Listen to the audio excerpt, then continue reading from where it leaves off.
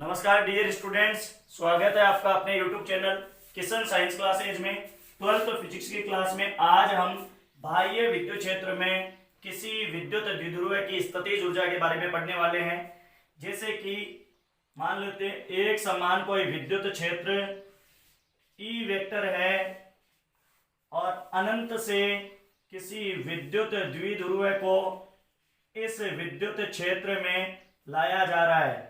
ये मान लेता हूं यहाँ कोई इनफाइनाइट पर कोई विद्युत द्विध्रुव है ए और बी, और यहाँ माइनस क्यू आवेश और यहाँ अपने पास में बी बिंदु पर प्लस क्यू आवेश है।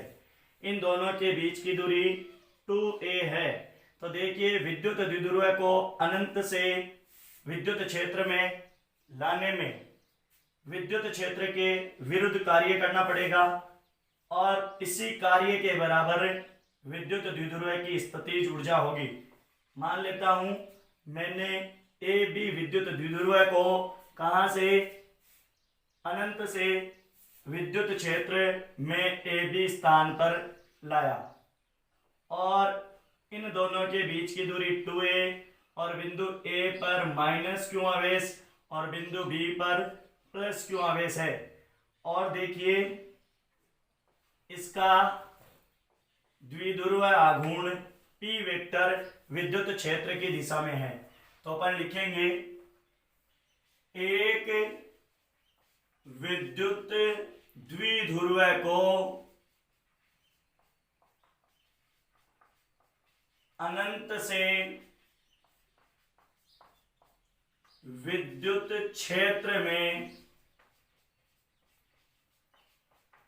लाने के लिए विद्युत क्षेत्र के विरुद्ध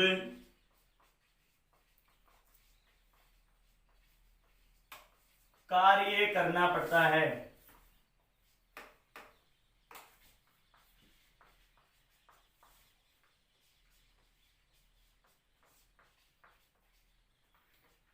विद्युत द्विध्रुव की स्थितिज ऊर्जा इस कार्य के बराबर होती है।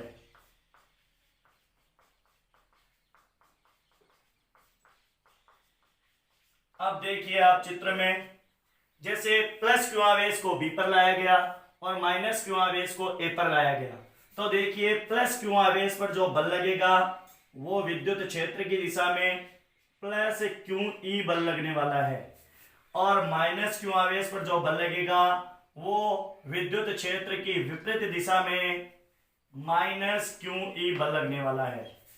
लेकिन प्लस क्यू आवेश को बी बिंदु पर लाया गया और माइनस क्यू आवेश को ए बिंदु पर लाया गया, अर्थात माइनस क्यू आवेश को प्लस क्यू आवेश के बजाय 2a दूरी अधिक चलना पड़ा।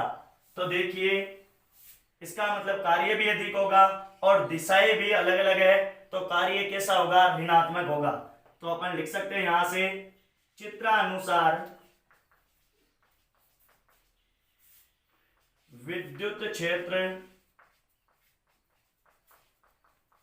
E वेक्टर में किसी द्विध्रुव को लाने में प्लस क्यू आवेश पर प्लस क्यू ई विद्युत बल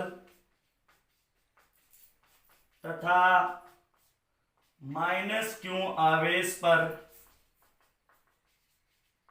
माइनस क्यू ई विद्युत बल कार्यरत है।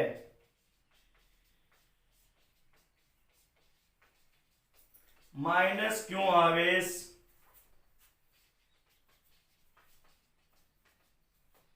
प्लस क्यू आवेश से 2a दूरी पर स्थित है। एक बात और, प्लस क्यू आवेश विद्युत क्षेत्र की दिशा में है तो लिखेंगे प्लस क्यू आवेश पर तो विद्युत क्षेत्र कार्य करेगा, जबकि माइनस क्यू आवेश पर हमें बाह्य बल लगाना पड़ेगा। तो लिखेंगे प्लस क्यू आवेश पर विद्युत क्षेत्र कार्य करता है, जबकि माइनस क्यू आवेश पर बाह्य बल लगाना पड़ेगा या बाह्य कार्य करना पड़ेगा।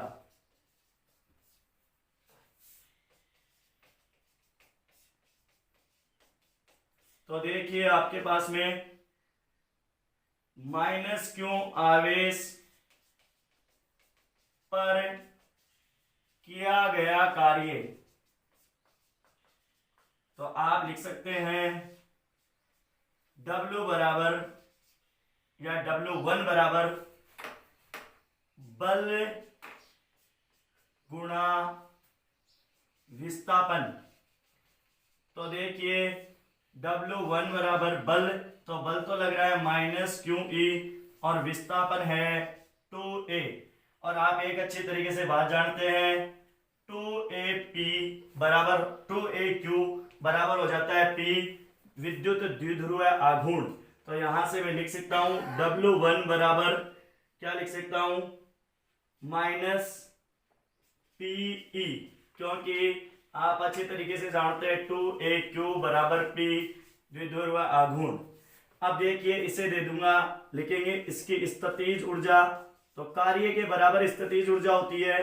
तो देखिए स्थितिज ऊर्जा U1 बराबर हो जाएगा माइनस का PE, इसे दे देता हूं मैं समीकरण नंबर 1।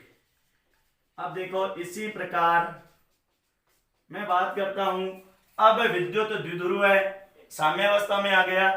अब इसे प्लस क्यू आवेश को यदि थीटा कोण पर घूर्णन किया जाए तो स्थितिज ऊर्जा क्या होगी। तो लिखेंगे प्लस क्यू आवेश के घूर्णन में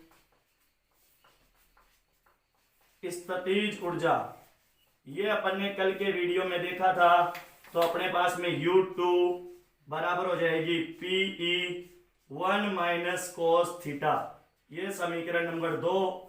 अब देखिए विद्युत द्विध्रुव की स्थितिज ऊर्जा,